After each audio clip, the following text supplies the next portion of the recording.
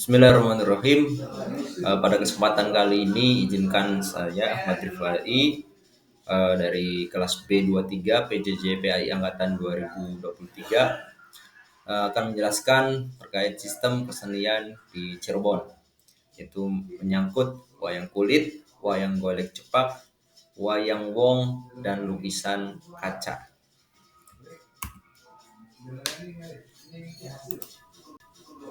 Baik, kita sebelum membahas tentang apa yang telah sebutkan tadi, mari kita kenali dulu apa itu wayang.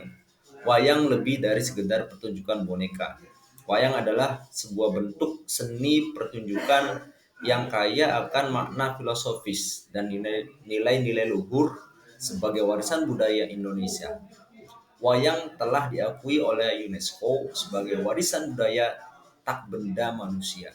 Nah, di Cirebon, wayang kulit masuk dan berkembang hampir bersamaan dengan masuk dan berkembangnya Islam di Cirebon. Bahkan, wayang kulit menjadi media penyebaran Islam di Cirebon yang dilakukan oleh para wali, khususnya Sunan Kalijaga.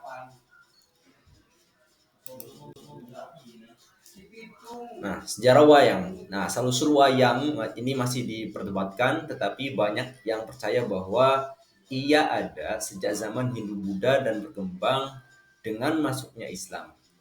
Wayang berkembang pesat dalam bentuk cerita dan fungsi.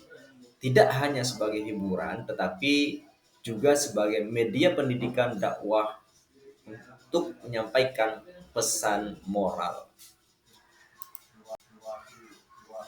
Kita kenali jenis-jenis wayang. Berbagai jenis wayang di Indonesia, diantaranya wayang kulit, yaitu dari kulit binatang, biasanya kerbau. Kemudian wayang golek, ini terbuat dari kayu berbentuk 3 dimensi. Kemudian wayang orang, yaitu wayang ini dimainkan oleh manusia. Kemudian wayang klitik, kayu dengan bentuk lebih sederhana. Baik, kita bahas yang pertama, wayang kulit Cirebon. Berdasarkan penelitian Matteo Isaac Cohen, itu profesor sinematografi dari Royal Holloway University of London, yang dipaparkan pada acara bedah buku seni Tatah dan Sungging Wayang Kulit Cirebon di Institut Studi Islam Fahmina. Menurut beliau, perkembangan wayang kulit di Cirebon dari masa Hindu sampai Hindu-Buddha ke masa Islam di wilayah Kesultanan Cirebon merupakan bentuk diplomasi dakwah.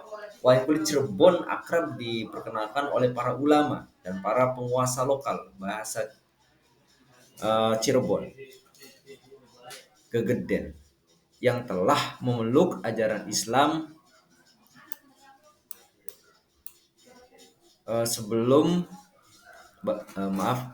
yang memeluk ajaran Islam sebagai saran dakwah. Wayang kulit Cirebon juga digunakan sebagai media untuk bercerita tentang kebiasaan sehari-hari. Wayang cepak atau wayang papak merupakan jenis kesenian wayang yang berkembang di wilayah Cirebon dan sekitarnya. Nah, bentuk wayang cepak hampir mirip dengan wayang golek Purwasunda, namun memiliki bentuk mahkota kepala. Dalam bahasa Cirebon itu sirah-sirahan yang rata, atau yang bahasa Cirebonnya rata itu cepak. Nah, dari bentuk mahkota kepala itulah wayang ini mendapatkan namanya. Jadi nama wayang cepak ini karena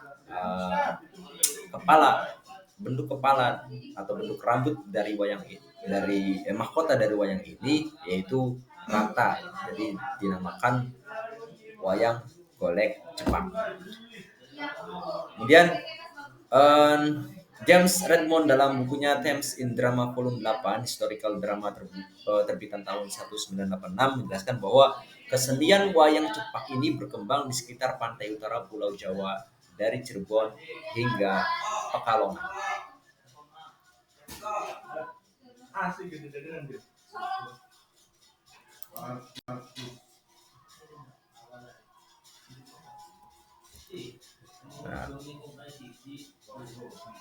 ini perkembangan golek cepak masa Kesultanan Cirebon. Pada masa lalu, ketika wayang cepak berkembang di daerah Cirebon dan sekitarnya, masyarakat pada masa itu menggelar pertunjukan wayang cepak untuk menyambut para mualaf atau orang yang baru masuk Islam. Nah, hal tersebut dikarenakan pada masa lalu ada tiga hal yang harus dipapak dalam bahasa Indonesia itu, yang harus diratakan atau dibuat cepat dari orang yang baru masuk Islam, yaitu kemaluannya disunat, giginya diratakan, bahasa Jerman itu pangur, dan rambutnya dirapikan, bahasa Cirebon itu dipangkas atau hanya untuk meramaikan acara sunatan anak-anak.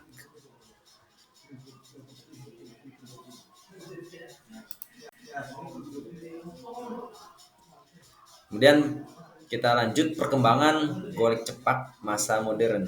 Nah, pada masa modern, wayang cepak selain digunakan sebagai media dakwah Islam, juga terkadang digelar setahun sekali di pemakaman desa dengan tujuan untuk menghormati yang telah meninggal.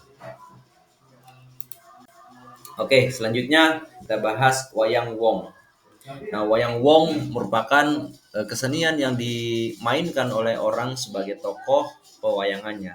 Selain itu, dalam kesenian ini juga terdapat seorang dalang yang berperan mengatur jalannya cerita. Nah, dalam wayang wong ini ada pemeran, ada dalang, ada sinden, dan pemain musik. Dan dari penampilan yang paling mencolok di kita itu pakai topeng. Kemudian dalam kesenian wayang wong juga pakai dalang. Ini menurut budayawan Cirebon ya, kata Wawan ya. Jadi ketika pertunjukan si pemeran itu tidak berdialog atau berkata-kata, yang bercerita adalah dalangnya. Nah, menurut Wawan, cerita-cerita yang biasa ditampilkan dalam pertunjukan wayang wong khas Cirebon ini antara lain adalah cerita Mahabharata dan Ramayana.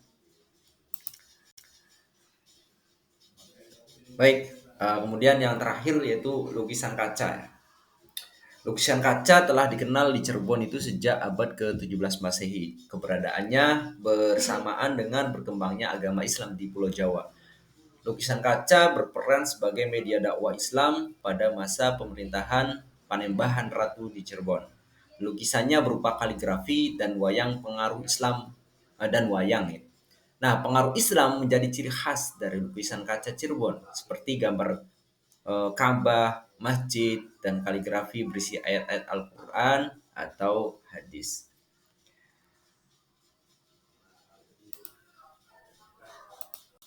Nah, masih terkait lukisan kaca Cirebon, cerita wayang berpengaruh pada pilihan tema lukisan kaca.